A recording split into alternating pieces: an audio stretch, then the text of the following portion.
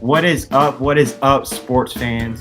I'm Gavin Robinson, and this is my YouTube debut of the YouTube channel, the VolsCast. I will be exclusively covering ball sports, football, baseball, basketball, and let's get to it. I'm fired up. So, starting off with offseason overview and summary, we're going to start with the recruitment of the 2026 class. So, first off, we got the number one quarterback out of North Carolina. We have Faison Brandon, completed 991 of his 277 passes for 326 yards with 36 touchdowns and 3 interceptions. Also, he ran for 528 yards and 9 touchdowns, while also averaging 6.2 yards per carry. Next, we have the number 9 tight end in the 2026 class, Carson Snead, doubling as a front 7 defender. Size has not been third-party verified, but was believed to be over 6'5" with room to eventually carry at 260 pounds or more. Now, for the 2025 class, the Vols have accumulated over 23 recruits. Starting off with Jadion Harmon, 4-star linebacker flip from Alabama. He originally recruited to Alabama after visiting for A-Day. Now I'm going to read you, before I read the stats, read you this tweet that he put on X a few days ago whenever he could. What's the word I'm looking for? Gotcha. Reclassified. Now, this is what he said on X. I want to thank the entire Alabama staff for believing in me and giving me the opportunity to play at such a great program. Respect my decision. #GBO. Ooh. So, might be a little heat in the third Saturday in October here in a few years, especially this year. I'm excited for it.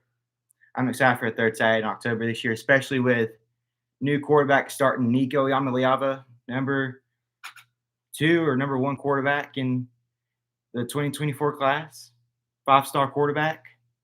I'm excited. Now, the next one now his stats were, he finished his junior season with 80 tackles, 8 tackles for losses, 5 sacks, and an interception. And now another flip that we got was in number 3 tight end from Oregon, Deshaun Brame. Had 46 receptions for 492 yards, averaged for 20.5 yards.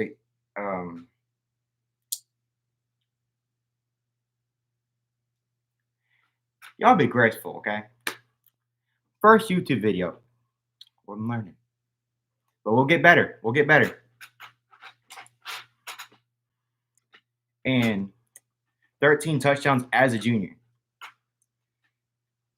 Number 4 safety, Lagonza Hayward, verified around 6'1", 200 pounds, and his well-built upper body, athletic lower half, and a positive arm and wingspan measurements, which should allow him to continue adding muscle before eventually setting around 225 pounds before going to the next level. And this is probably the most recent recruit that we got, which is an offensive tackle, David Sanders Jr., number one recruit for his class. Gifted athlete with a chance to emerge as a franchise corner protector with his foot quickness and reactory skills. 2-way player as a junior, so he played both offense and defense.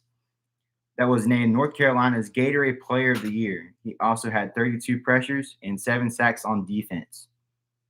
And now, that's it for recruiting. So now we're going to move on to the AP poll and what Tennessee's ranked. So Tennessee's ranked 15th in the 2024 preseason poll, which doesn't matter because 2022 they were unranked and they ended up almost making the playoffs, which they should have because Michigan helped South Carolina to beat them. That's what I see. So go Vols. And next on, we're gonna go over the schedule. August 31st, which is next weekend. Sadly, I wish they played this weekend versus Chattanooga, and they're actually going to. I got something else about that game that I'm going to share in another segment. September 7th versus NC State in the Dukes Mayo Classic, and that's going to be located in North Carolina.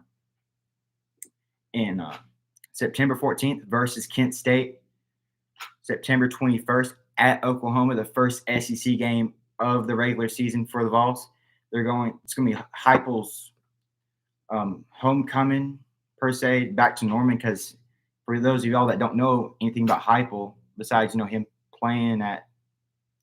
besides him coaching at Tennessee, he was a quarterback at Oklahoma and ended up winning the national championship for them that year. It was like early 2000s or something like that. And then you got October 5th at Arkansas and October 12th versus Florida. Checker kneeling, guys. Checker kneeling. We did that a couple years ago. We checker kneeling versus Florida, 2022. What happened? We won, and we ended up going 10-2 that year. I think there's signs. We got October 19th versus Alabama. So we got back-to-back big games. I don't know if Florida's a big game, but it's a rivalry game. So, and then we got November 2nd versus Kentucky.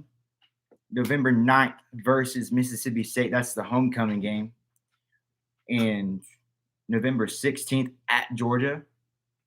November 23rd versus UTEP. And that's the salute to service and the senior day game.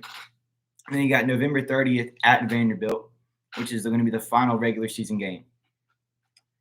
And now we move on to the injury report. You got Cam Seldon, the running back, with a shoulder injury, and Jordan Thomas, with the defensive back, with a knee injury, and he's out for the season, unfortunately. And now we got Braylon Staley, wide receiver, with an undisclosed injury. And now for the most, general news in college football. Kind of like, hey, this big news in college football, kind of like, for example, Jim Harbaugh got suspended or whatever. But that's kind of what this segment's about.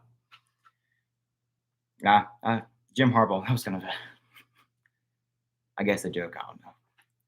I don't really care for Michigan, honestly. But college football kicks off this Saturday in Dublin, Ireland, with Florida State and Georgia Tech at 12 o'clock Eastern. That's going to be tomorrow at 12 o'clock Eastern. And don't forget to watch College Game Day at 8 o'clock Central. And that's my time. So, and that'll probably last from 8 to 11. And then they'll switch over to the Dublin game. I think that's going to be on ESPN, I would imagine. And then this is going to be the thing I was telling you about with the Chattanooga game. It is confirmed by multiple sources. If y'all haven't seen, look up the new Tennessee smoky gray unis. They're called the Volunteer State uniforms. Those are going to be the new uniforms that they're going to wear for smoky gray, because they had the Artful Dodger last year to honor what's his name? I forget his name.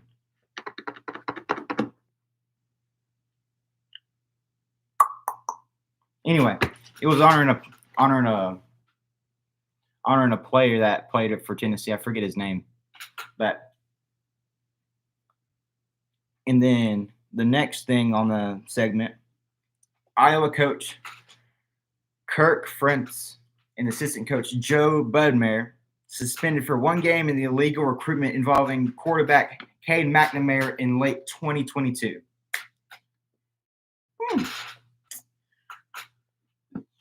Suspicious.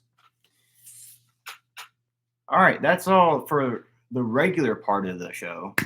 So now we're going to go to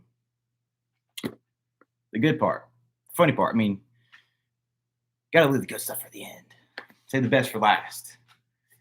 This is going to be a segment that I don't know if we're going to have for all episodes, but it's called the Redneck Gazette. The segment's going to be called the Redneck Gazette, if you heard that right. And the story is, man builds hillbilly hot tub using an old fishing pond and old boat motor. This man decided to build his very own budget hot tub using an old performed pond base he dug out of his garden. The water is cleansed using an old fish pond filtration system, which he runs through 66 feet deep of hose pipe sitting on his concrete path to heat the water. And just for the laugh, Paul added an outboard motor to create the swirling bubbles, like a jacuzzi. Single Paul has been relaxing in the homemade hot tub in the garden in Bridgeton, South Wales every day since he built it on April 9th. That's some pretty good stuff. I mean, work smarter, not harder. I mean, if you want a hot tub, I mean, use what you got. Use your resources. I mean, and that's all I got. I mean, I'll probably be back next week to talk about the Chattanooga game and stuff like that. I may do one the day after the game just to kind of like do a review of what I thought about the game and like, did Tennessee live up to the hype and did they perform well? I mean, they're playing Chattanooga, so they should win, obviously. I mean, Nico is probably going to play one half, and then they'll put in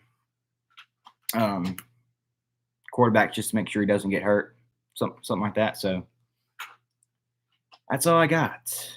All right, go Vols.